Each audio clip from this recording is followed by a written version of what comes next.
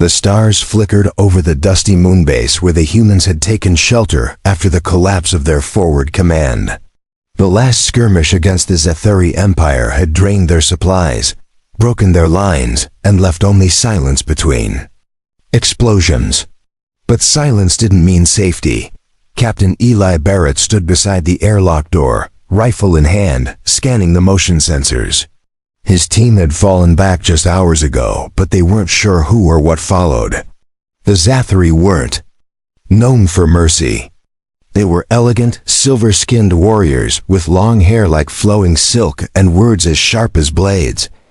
This time, though, they weren't firing. They were speaking. Broadcasting messages over human comes in perfect Terran Standard. Taunting. Them.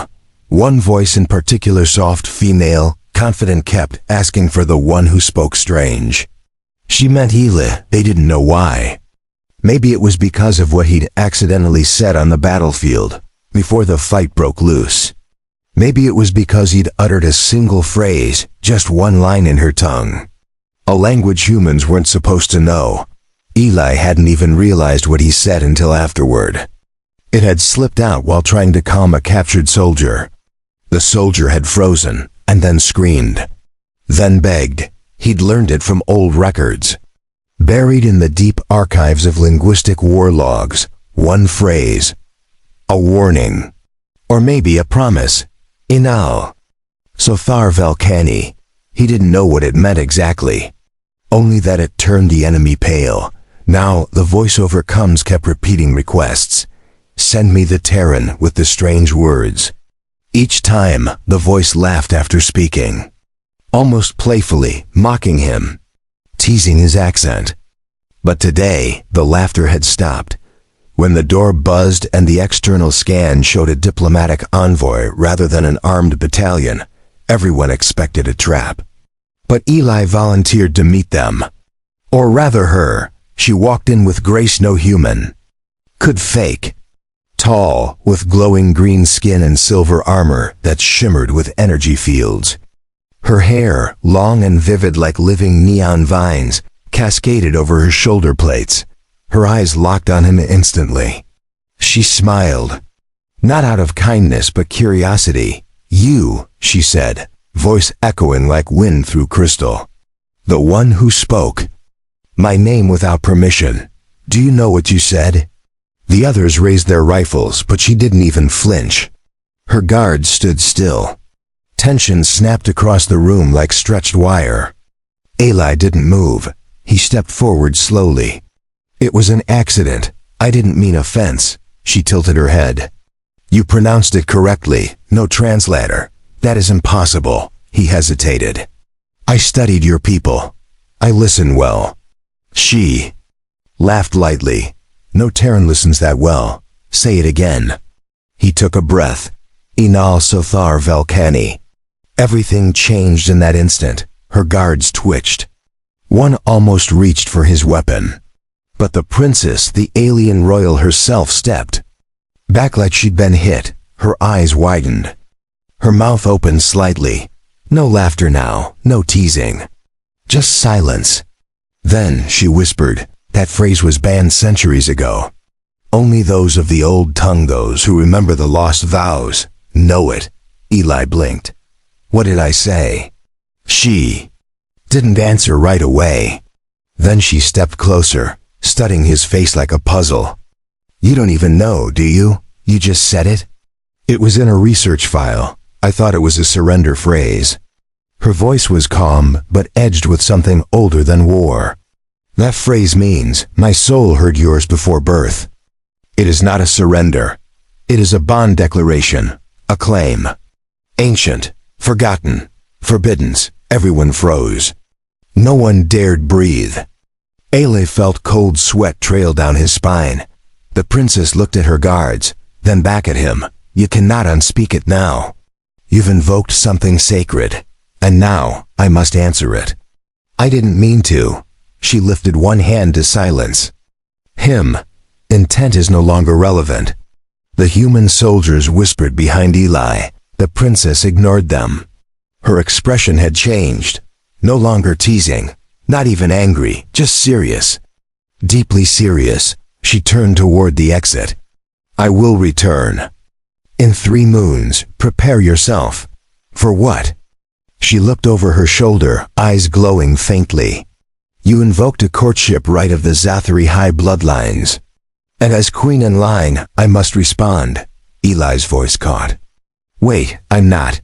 But she was already gone, and across the galaxy. Ancient codes that hadn't been activated in millennia began to blink to life. Eli sat alone in the research room, the old Zathari archives glowing faintly on the display screen. The dim lights flickered overhead as the solar cells recharged from the distant red sun. No one dared disturb him since the princess had left. Not even his commander. They had pulled back the guards. The base was quiet. Not because the war was over, but because no one wanted to get involved in whatever sacred ritual Eli had triggered. He kept replaying her words in his head. Courtship rite. Soul bond phrase, queen in line. None of it made sense. He was just a linguistics officer who had learned alien languages as a hobby. He never meant to start anything. His fingers hovered over the terminal keys. He opened a restricted archive and typed in the ancient phrase again. This time, he unlocked a classified linguistic file last accessed 90 years ago. The file showed a ceremony holographic fragments, corrupted audio, fragments of translation notes. Symbols glowed on the screen in the Zathari high dialect. One caption translated to life-bound vow of flame and blood. Eli leaned closer. The princess hadn't lied. The phrase was a vow, a permanent one. No cancellation, no retreat. If one spoke it, the other must either accept or reject. And rejection, as the file showed, often meant death. He closed the file with a sharp breath. Why would something like that be in the military archive of Earth's deep research banks? Why hadn't anyone warned him? The door behind him hissed. Open. Commander Drek stepped in, arms folded, expression unreadable. I've seen the report, Drek said. You're lucky she didn't gut you on the spot. She didn't seem angry, Eli replied. Just surprised. She seemed surprised because she expected a joke, the commander muttered. Instead, you made a royal vow. That phrase is from their genetic memory, something tied to their ancient history. Eli stood up. So what do I do now? You wait, Drek said. And hope she doesn't bring a fleet with her. The commander left without another word. For 3 days, no one came. No messages, no ships on scanners. Eli went back to studying language files, hunting for context. His sleep was shallow. His food untouched. Then, on the 4th day, the comms buzzed. Incoming vessel, the AI warned. Single Zathari shuttle. Diplomatic colors. Eli's stomach tightened. He grabbed his formal uniform, brushed the dust off, and made his way to the docking bay. Soldiers lined the walls, tense but unarmed. This time, the princess came alone. She stepped out of her shuttle like she owned the moonbase. Her hair shimmered. In the artificial light, her armor caught the glow. Her face was calm, but her eyes were fixed on Eli from the moment she arrived. He bowed. It felt foolish. But better to be safe. She didn't speak right away. She looked around the docking bay, then motioned for him to follow. They walked in silence through the hallway until they reached the observation deck. Stars shined beyond the reinforced glass. I reviewed your records, she said softly. You were not raised among Zathari. Your blood is human. No mixed ancestry.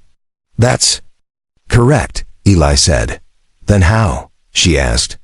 How did you speak the vow with the right tone, the right weight, the right meaning? Even our younglings struggle with the inflection. I don't know, he admitted.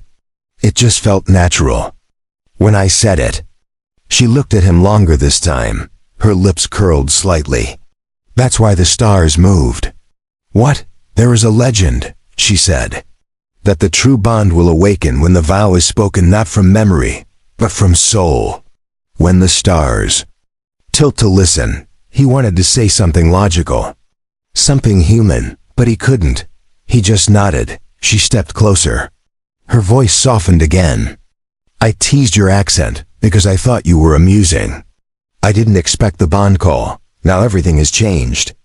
I don't want to cause trouble, Eli said quickly. I didn't come here to interfere with your culture. But you did, she replied. And now I have two choices. Accept the bond, or declare a challenge and break it. And what would a challenge mean? Combat, she answered. A fight to death. Between you and my chosen. Eli's heart pounded. So I either marry you or fight. She looked into his eyes. I am not asking you to choose yet. I am here to see if the vow is real. What if I fail? Then the bond will collapse, she whispered. And I will mourn, but I will not forgive. They stood there for a long moment. Then she took his hand gently. Her fingers were cool, smooth, but trembling slightly. A hint of uncertainty in her calm mask. I will test you now, she said. Not with blades, but with words. Words? Speak again, she said. Say the vow in my tongue. Not as a phrase, as a promise. Eli's mouth went dry. But he met her gaze and spoke slowly. Inal Sothar Velkani. Her eyes shined like emerald fire. She closed them, her body stilled. Then she whispered, I accept. Behind them, the stars outside pulsed brighter. Eli didn't sleep that night. He sat on the metal bench in his room, still wearing the same uniform from the meeting. His mind raced through every word she said, every expression, every look in her eyes. The vow had been accepted. Not dismissed. Not challenged. Accepted. By the heir to the Zathari throne. By a warrior princess whose people were still technically at war with humanity. No one else on base could understand it. Commander Drex had ordered silence across the communication network. If word got out that a human had bonded himself to a royal alien through an ancient vow, there would be chaos. But for Eli, the silence was worse than the noise. Because now, the real question began to haunt him. What did she truly want from him? The next day, a private signal arrived through the station's encrypted diplomatic channel. A single word. Come. He followed the automated guidance beacon to a side hangar where a small, sleek vessel awaited. No guards, no escort. Just her. She stood at the ramp's base, arms crossed, watching him, her expression unreadable. Her hair fell loose today, draped over her shoulders. The silver armor was replaced with a lighter ceremonial wrap of soft metal thread fabric. You came, she said calmly. You called, Eli replied. She turned and walked into the ship. He followed. Inside it was quiet and beautifully crafted. Zathari ships were known for blending art and technology. Every wall glowed softly. The air smelled faintly of spice and ozone. She led him to a chamber with cushions and hanging lights. A language matrix hovered in the air, filled with symbols. She gestured toward it. I want to know how you learned thou, she said. I already told you, Eli answered. Old files. Broken records. It was buried under hundreds of flagged entries. No, she said. I want to know how you felt it. He hesitated. I don't know. I just read it once, and it stayed in my mind. It was like the words echoed when I saw you. She narrowed her eyes. That is not coincidence. Eli looked around. What is this place? My father's memory hall, she said. This ship was once his. Before he vanished in the Zethros war. I'm sorry. He was the last to speak the vow, she said. To my mother. And now you carry the same words. Eli stepped closer. You think there's something inside me? She nodded slowly. Something lost. Something forgotten. Maybe more than blood. Maybe fate, he exhaled. I'm just a linguist. I don't even believe in fate. Then why did the stars brighten when you spoke it? He had no answer. She moved toward the matrix, tapping symbols. A beam of light formed between them. showing an image of an ancient ceremony. Two figures stood on a mountain of glass, surrounded by fire. The words of the vow echoed softly in the background. "That is the rite of recognition," she said. "If the bond is real, it will trigger memory convergence." "What does that mean?" "Your mind and mine will align," she said. "We will see each other's truths, and if it's not real, then it will shatter us both," she said. "One will go mad. The other will forget everything." Eli blinked. "You're serious?" "I am the daughter of fire and code," she said. "I do not play." He looked at the light. The symbols rotated slowly, waiting for activation. "And this test will prove if the vow is real?" She nodded. He stepped into the light. "What do I have to do?" "Just speak," she said. "Say the vow, and open your mind." He looked at her. Her eyes were focused but soft. He took a deep breath. Enal Sothar Velcani, the matrix pulsed. The light wrapped around him like warm wind. Then it grew colder and heavier. He felt pulled like his thoughts were no longer alone. He heard laughter, not his, her childhood. A voice calling her name from another time, her pain, her joy, her pride. Flashes of her life filled his mind. Then he saw her memories. Of him, from the moment they met, her curiosity, her confusion, her disbelief. And then something else, hope. She gasped as her knees bent slightly. He reached out to steady her. Their hands met. The matrix went still. Silence filled the chamber. Then her voice broke it. "It is true," Eli swallowed. "What did you see?" "Everything," she whispered. "And you saw me." The light faded. The room felt heavier now, as if the ship knew something had changed. She looked at him differently now, not with amusement, not with challenge, but with recognition. He wasn't just the human who spoke her language. He was now bound to her past, her people, her legacy. Outside the ship, a new signal activated, not from the Zetheri fleet, but from Earth Command. They had received the first hint of the bond through unknown psychic feedback, and they were coming. Eli sat on the edge of the ceremonial platform inside the Zetheri ship, his thoughts tangled like wires. His mind still echoed with fragments from the vision. Not dreams, not guesses, real memories. Hers. He had seen her kneel at her father's tomb. He had felt her heart break when he vanished in the Zethros War. He had watched her rise through trials and blood to earn her royal title. But what disturbed him most was what she had seen inside his mind, his childhood, his fear of losing control, his loneliness after Earth's academy shut down the old language programs. The quiet way.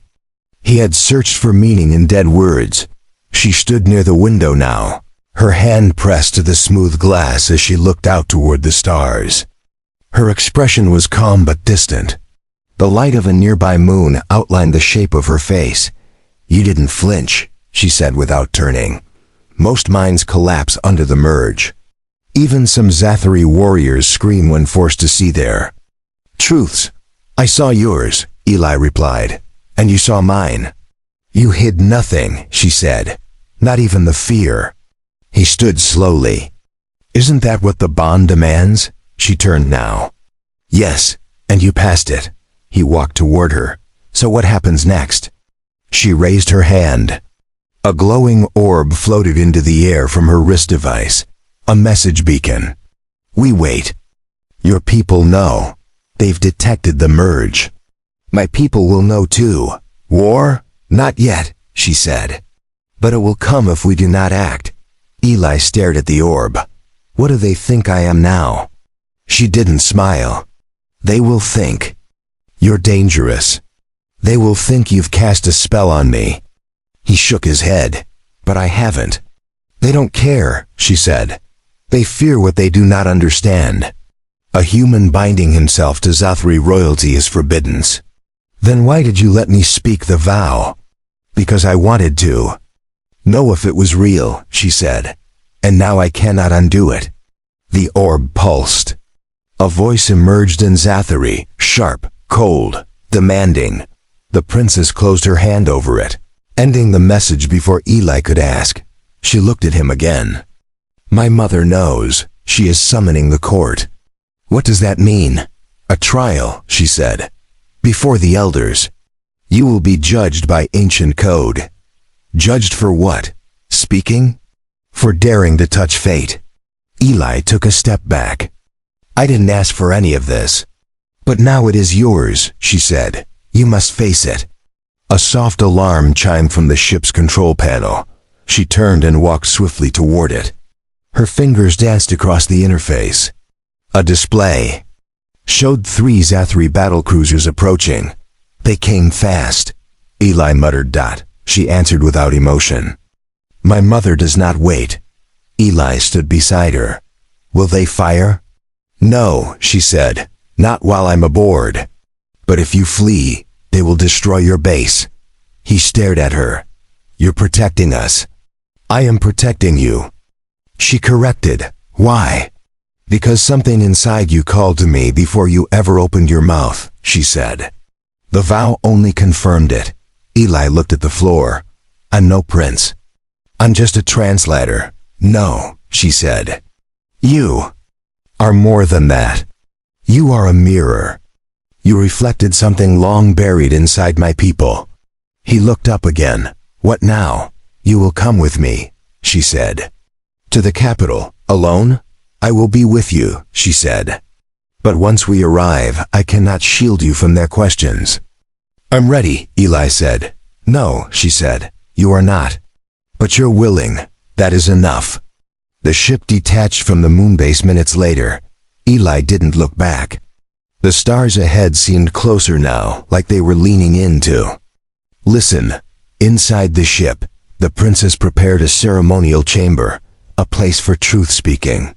For standing before the elders, Eli sat in silence. He tried to remember everything he had learned about the Zathari culture. But nothing in his training had prepared him for this. For being judged as a threat just because he spoke one perfect sentence.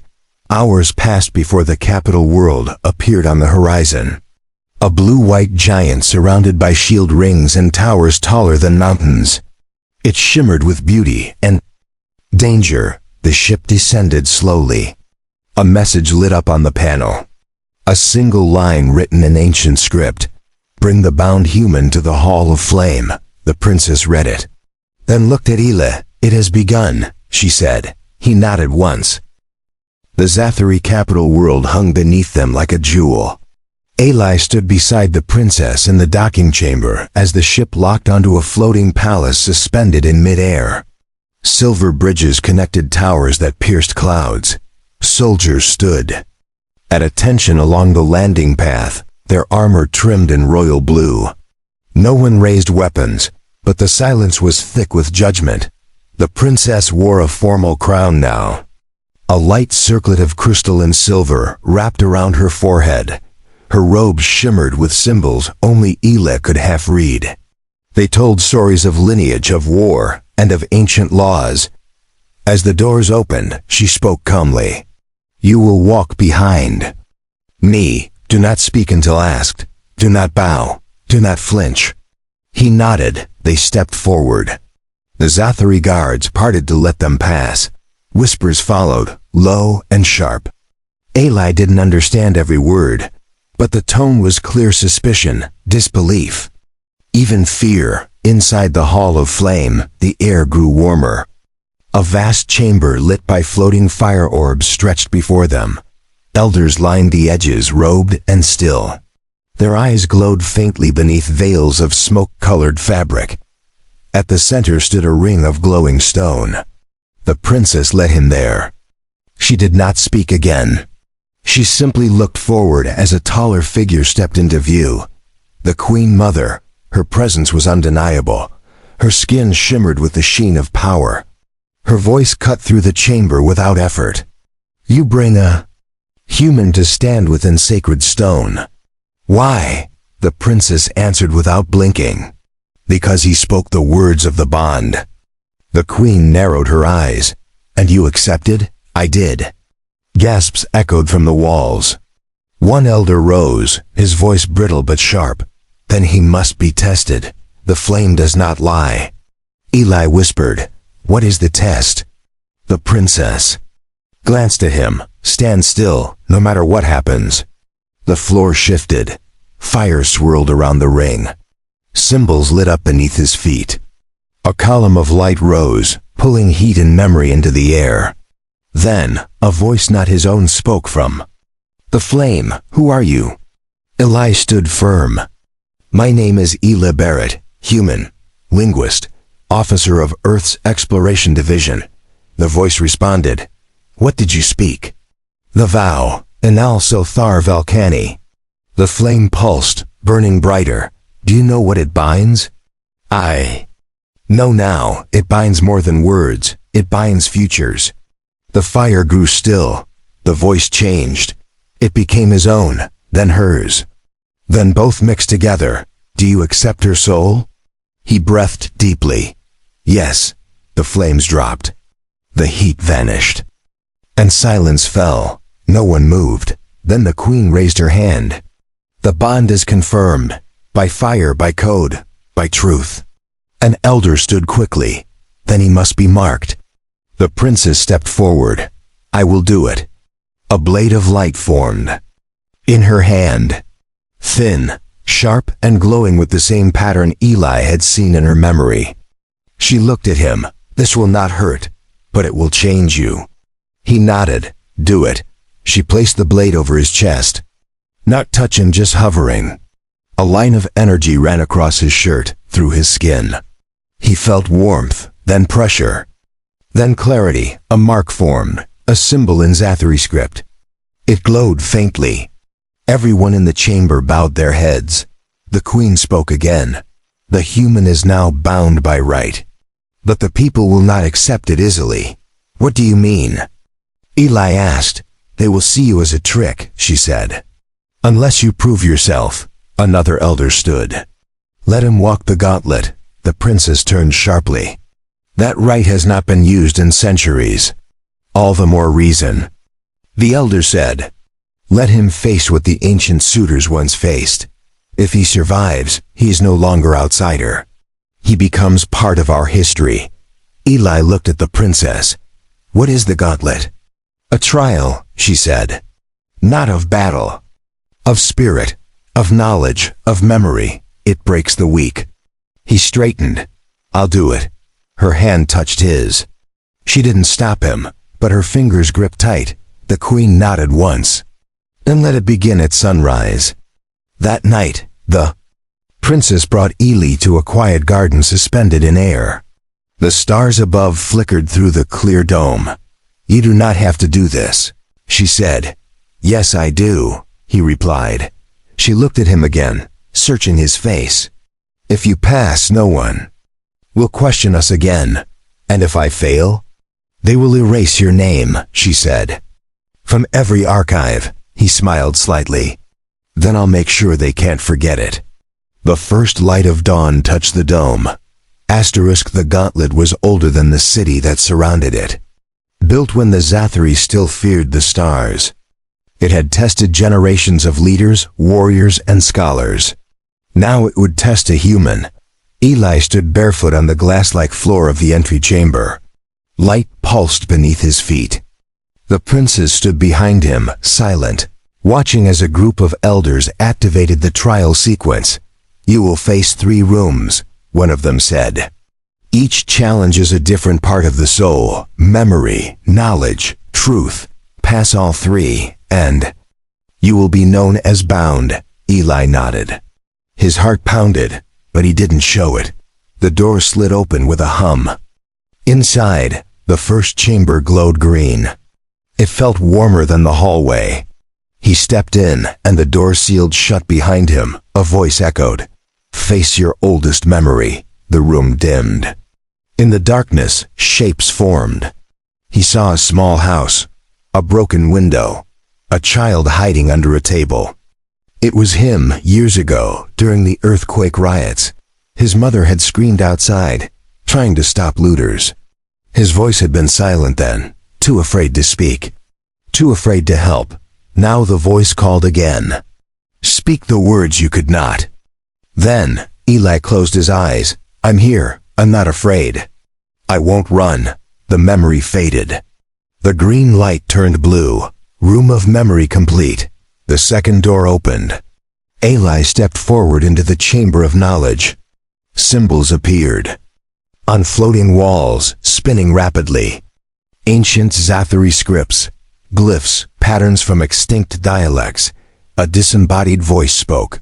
"Translate the phrase." 3 meanings, 3 layers.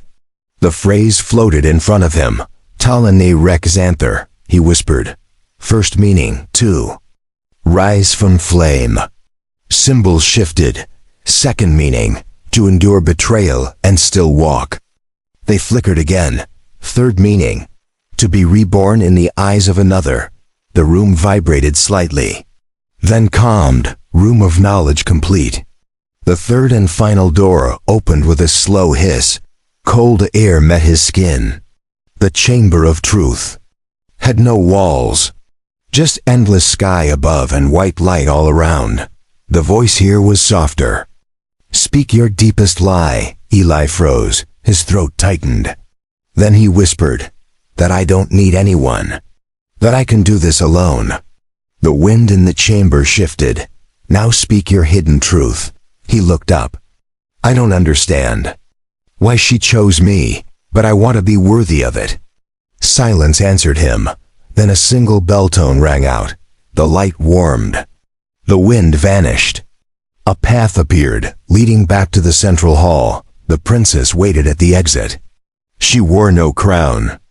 Today, only a simple robe, white and flowing. She reached for his hands as he stepped through. "You did it," she said. "I didn't think I would," he admitted. "Neither did they," she said, glancing at the elders who had gathered again. Their expressions were quiet, focused. "No." Longer cold, the queen entered last. Her gaze passed over him with careful calculation. Then she nodded once. "The human has passed the gauntlet. He is now recorded in flame and record." An elder added, "From this day he shall carry a new name among us. He's Vel Karan, one whose spoken was heard." The princess smiled gently. "It is a name from legends." Eli nodded slowly. "Then I'll wear it with honor." The queen raised her hand. A staff of blue light formed in her grip. She held it out toward Eli. "Take this," she said. "It is the symbol of passage. Few outside our blood have ever touched it." He stepped forward and took the staff. It pulsed in his hands like a living thing. The princess walked beside him as they left the hall. Outside, the city shined brighter. Zathari citizens had gathered, waiting, not with weapons, with silence. Watching him, "They're afraid," he sighed. "No," she replied. "They're uncertain. But that will pass. What happens now?" "You are recognized," she said. "But the universe does not rest." He looked out toward the sky. "Earth will have questions. And I will answer them," she said. A royal ship waited on the landing deck. Its engines hummed with quiet power. This time, when they stepped aboard, she didn't walk ahead of him. She walked beside him. Inside the ship, the bond mark on his chest glowed again. Not burning, not pulsing. Just alive. The stars awaited them. The royal vessel drifted through the dark between stars. Inside, Eli sat in a quiet chamber, the silver walls humming softly around him. For the first time in weeks, there was no challenge before him, no trial, no enemy. Only the weight of what he had become. He wasn't just a soldier anymore. He wasn't just a linguist. He was now a name whispered in Zathari high chambers. A man who had passed the gauntlet. A human with a mark that only their royalty bore. The princess entered without speaking. She wore no armor. Just a dark cloak woven with threads of shifting starlight. She took the seat across from him, her eyes focused, not soft this time, but searching. "You're quiet," she said. "I'm thinking," Eli replied. She nodded. "That can be dangerous." He gave a small smile. Not as dangerous as you. She raised an eyebrow. True. A silence passed between them, not uncomfortable, but heavy with meaning. Then she spoke again. My people will follow the law now. They will not rise against the bond. But that doesn't mean they welcome you. I didn't expect welcome, he said. Only respect. You've earned that, she said. Even from my mother. He leaned forward slightly. And what? About you? She didn't answer right away. Then she looked him in the eyes. I didn't plan for this. I thought the vow was a mistake. An echo, but now I see it wasn't chance. It was call and response. You think fate chose me? I think I chose you, she said. But fate gave me the reason. Outside the window, Earth's solar system blinked into view. The blue of home shone faintly in the distance. The ship slowed its pace. Will Earth listen to you? She asked. I hope so, Eli said. But humans are like your people. Proud, suspicious, curious. It won't be easy. She stood and moved to the glass. Then we must show them something they can't deny. The ship broadcasted a signal to Earth's outer stations. A message. In dual languages, one voice his, one voice hers. The content was simple. We come not as rulers, not as conquerors. We come as those who have bonded in truth. The ship was granted entry. On the surface, Earth's leadership gathered at the orbital tower. Soldiers, scientists, diplomats. None knew what to expect. They didn't come with cheers or banners. They came with silence and questions. When the princess stepped onto human soil, all eyes fixed on her. She did not bow. She did not speak first. She waited. Eli walked beside her. Then ahead. And spoke plainly. I didn't mean to change anything. But I did. And now I'm asking you to understand. This bond isn't political. It isn't strategic. It's real. A diplomat stepped forward. How do we know you weren't tricked? The princess stepped beside Eli.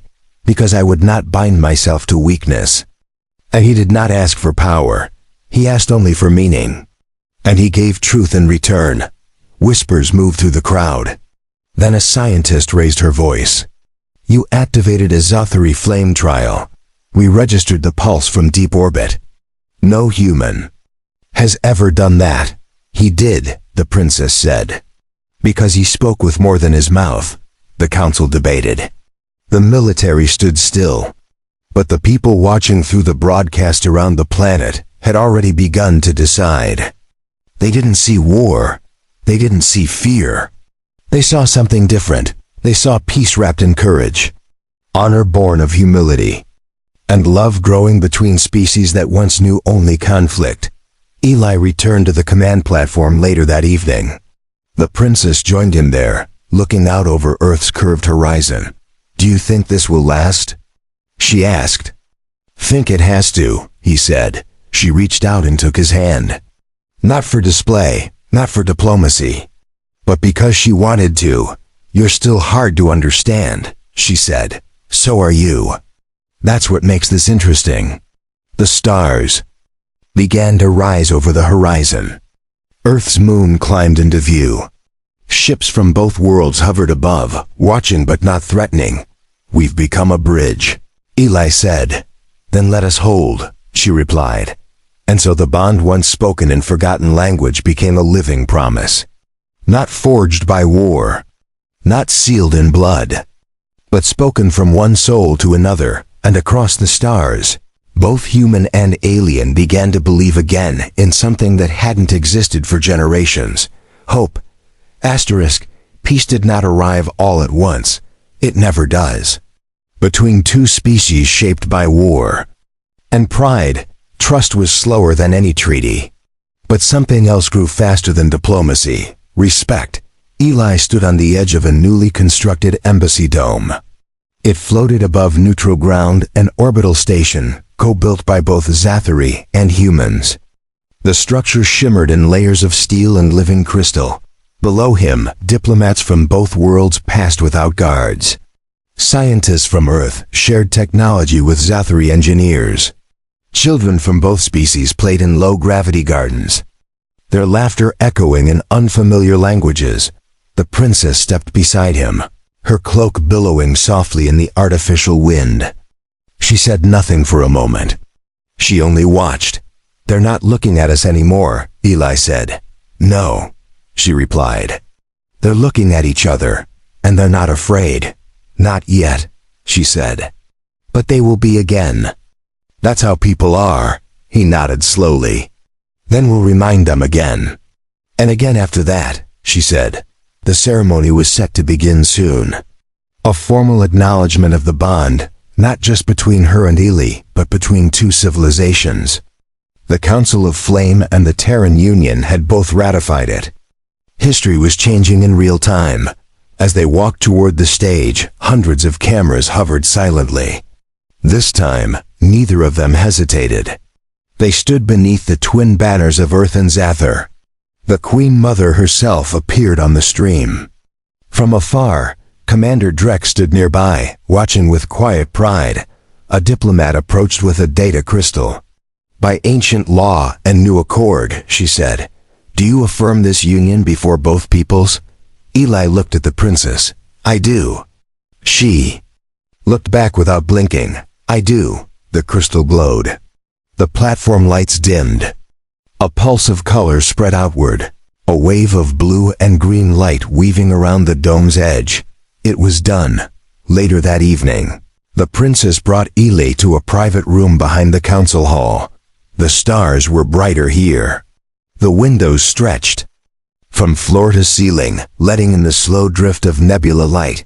"This place is sacred to my people," she said. "Once only royals could enter, and now it belongs to us," she said. He took a deep breath. "I never thought learning a forgotten phrase would lead me here." "You didn't just speak it," she said. "You lived it. You gave it meaning again." He turned toward her. "So what do we do now?"